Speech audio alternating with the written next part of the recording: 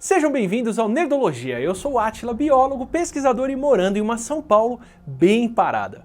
Hoje, em um episódio sem spoilers, vamos ver como poderíamos mover uma cidade inteira em cima de rodinha. Depois de uma guerra que durou 1 hora, mas foi suficiente para destruir não só boa parte da América do Norte e da China, como desestabilizou o mundo todo com terremoto, tsunami e vulcões, separando continentes e criando novos mares e montanhas. A saída da humanidade foi dar no pé, literalmente, pelo menos no universo de Máquinas Mortais. Depois de alguns milênios se recuperando, a humanidade resolveu colocar cidades em cima de esteiras lagarta, e nos livros de Philip Reeve, que originaram o filme, vários tipos de cidade tração surgiram. Mineradoras e colheitadeiras que recolhem recursos, detritívoras, cidades de troca, caçadoras em bando e o principal, as cidades predadoras como Londres. Essas cidades urbívoras têm mandíbulas para ingerir cidades menores e um intestino onde desmancham as capturadas para aproveitar o material e os recursos e escravidar os cidadãos rendidos. A saída para cidades menores, nesse darwinismo municipal, é serem mais rápidas e literalmente correrem a mais de 100 km por hora para não compensar para as predadoras correrem atrás. Essa não é a primeira vez que a humanidade pensa em cidades móveis. Até antes do conceito da base lunar que seguiria a luz do Sol, o arquiteto britânico Ron Heron imaginou cidades robóticas em 1964 que moviam com grandes patas, indo atrás de recursos ou das regiões onde fossem mais necessárias.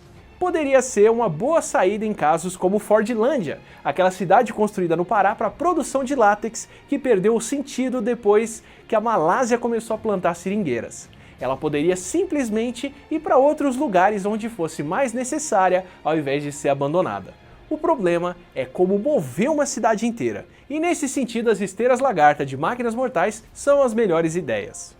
De tratores a tanques, esteiras são uma saída bem mais prática para transportar grandes massas, dão mais tração, distribuem o peso e são bem mais difíceis de atolar na lama ou num terreno irregular do que um pneu. Mas quantas esteiras seriam necessárias para levantar uma cidade inteira? O maior veículo terrestre autônomo do mundo é o transportador Crawler da NASA, que carrega foguetes para o lançamento desde o Saturn das missões Apollo. Até existem veículos maiores como as escavadeiras Bagger, mas eles dependem de uma fonte de energia externa e a gente quer cidades nômades. Cada crawler desse da NASA tem 8 esteiras que dependem de 4 motores que produzem mais de 7.500 cavalos de potência ou 5.600 watts e podem levar 8.200 toneladas de carga. Agora só falta pesar a Londres móvel. Segundo o blog do filme, Londres tem 2,5 km de comprimento e 860 metros de altura.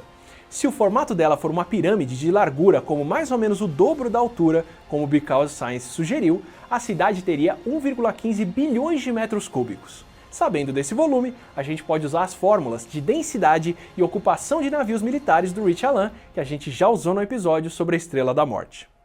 Com equivalente ao peso e à ocupação de um porta-aviões, afinal uma cidade em guerra, com canhões e que lança correntes para laçar presas, tá mais para um veículo militar do que qualquer outra coisa, a Londres do filme teria 115 milhões de toneladas e uma população de 8 milhões de pessoas, o que é bem próximo da população da Londres parada em 2011. Segundo essa mesma proporção, o Rio de Janeiro teria mais de 3 km de comprimento e São Paulo teria 3,5 km e mais de 1 km de altura. Para carregar essa massa toda, Londres precisaria de mais de 14.000 crawlers. Bastante coisa, mas ainda plausível. O único problema seria o combustível que ela consumiria para andar. Cada crawler desses faz 300 litros de diesel por quilômetro. Sim, você não ouviu errado. Não são quilômetros por litro, são litros por quilômetro em uma estrada lisa feita para ele. Para correr na velocidade máxima de 1,6 km por hora. 14 mil deles consumiriam mais de 4 milhões de litros de diesel por quilômetro. Seriam quase 2.500 petajoules de energia para se mover sem parar 24 horas por dia, 365 dias por ano. Pode parecer um absurdo, mas nossas cidades têm um metabolismo próprio com consumo de água, energia elétrica, combustível e produção de lixo até próximo do que sugere o filme. Segundo um estudo que calculou o metabolismo das cidades com mais de 10 milhões de habitantes, entre energia elétrica e combustível, Nova York sozinha consumiu 2.800 petajoules em 2011. Tóquio consumiu 2.560 e a Londres real 713 petajoules. Se as cidades pisarem no freio e economizarem combustível, nem é uma diferença tão grande para o filme. Aliás, ainda bem que a América do Norte foi destruída no universo do filme, porque Nova York seria, de longe, a pior cidade predadora do darwinismo municipal para poder conseguir essa energia toda que ela consome. Ela de longe foi a cidade que mais produziu lixo e consumiu mais energia e água nesse estudo de 2011. Com 10 milhões de habitantes, Nova York consumiu mais energia do que Tóquio, que tem 35 milhões. Energia suficiente para já estar em cima de esteiras, rodando para lá e para cá se quisesse desde sempre. Em compensação, Tóquio talvez fosse uma cidade flutuante, consumindo recursos marinhos, parecida com a baleia azul, com tanta gente e tão eficiente em energia. Inclusive, cidades marinhas podiam ser bem mais competitivas do que as terrestres. Com o mar ajudando na sustentação, uma Londres marinha precisaria do equivalente a 1.100 porta-aviões da classe Nimitz e consumiria umas 3 vezes mais energia do que a terrestre. Mas pelo menos são reatores nucleares que só precisam ser reabastecidos a cada 20 anos e movem os porta-aviões a quase 60 km por hora sem fumaça.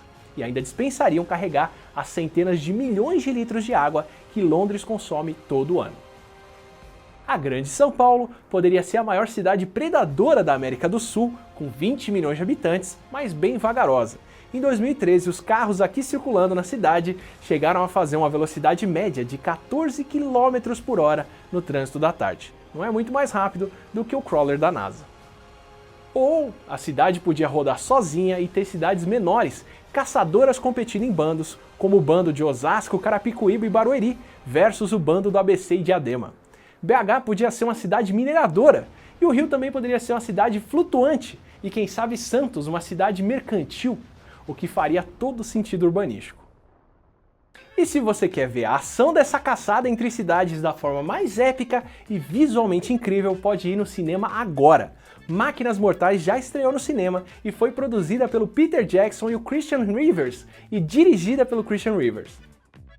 O filme tem o Hugo Weaving e um elenco de peso, e Londres sobre rodas a mais de 100 km por hora nas mãos de quem fez épicos como O Senhor dos Anéis e O Hobbit. Tudo filmado na Nova Zelândia com a temática steampunk pós-apocalíptica, ou seja, não perca! E nesse episódio eu não recomendei diretamente, mas eu usei 2 livros como base, o Triumph of the City, que fala sobre como e o que muda quando a gente se urbaniza e vamos nos aglomerando em cidades, e o Scale, do Geoffrey West, que trata do que acontece quando a escala de uma cidade aumenta e o que muda até com o metabolismo dela. E para fazer este episódio, eu lembrei por que eu evito assistir vídeo do YouTube. Procurando para ver se algum lugar explicava a população de Londres de máquinas mortais, eu acabei encontrando o Because Science e descobri que a gente estava fazendo um vídeo muito parecido, o que já inclusive aconteceu com outros canais. Eu até acabei cortando uma parte que eu falava da escavadeira por causa disso. Mas ele levou em conta o peso de uma cidade real para fazer as contas e chegou num peso bem mais leve do que eu. As contas que eu tinha feito foram usando os porta-aviões, e como eu cheguei em um número de tripulantes bem próximo da população de Londres atual, eu acho que essa aproximação tem mais a ver com o que o pessoal da Weta Digital estava pensando quando bolou a arte. E temos 2 episódios para comentar comentários. No episódio sobre o que a gente deixaria na Terra se a humanidade desaparecesse, o Ricardo Rodrigues e o André Mendonça e mais algumas pessoas trouxeram comentários muito legais sobre as evidências do antropoceno e das mudanças que a gente está fazendo. Obrigado de novo, gente. E o Douglas Cruz perguntou por quanto tempo Chernobyl continuaria radioativa. Não é muito não, viu? Dependendo da meia-vida do elemento radioativo que caiu na região. No caso de Chernobyl, a contaminação foi por césio radioativo, que decai pela metade a cada 30 anos. Então, em mais ou menos uns 300 anos não deve sobrar muita coisa. Seria muito pior se o problema fosse urânio 235, que tem uma meia-vida de 700 milhões de anos. Já no episódio sobre as placas gráficas, o Guilherme Pinheiro perguntou qual seria o equivalente atual de roda Crysis. Esse é o ponto. Não tem um jogo atual que exige tanto equipamento a mais do que o comercialmente disponível hoje em dia para poder rodar numa resolução máxima. Crysis depende das placas de última geração da 1080 Ti para cima para poder rodar 60 frames. Tudo bem que hoje o ponto é mais a falta de otimização do que a necessidade bruta de computação. da maneira como o jogo foi pensado naquela época, ele dependia de processadores que ficassem mais rápidos, que nunca vieram, e não usa o processamento paralelo que a gente faz hoje em dia. Mas não tem nada parecido do que Crysis fez. E para terminar com uma pergunta que ficou na minha cabeça enquanto eu fazia esse episódio: como seria a sua cidade se ela fosse uma cidade de tração? Onde você mora e qual tipo de competidora que ela seria?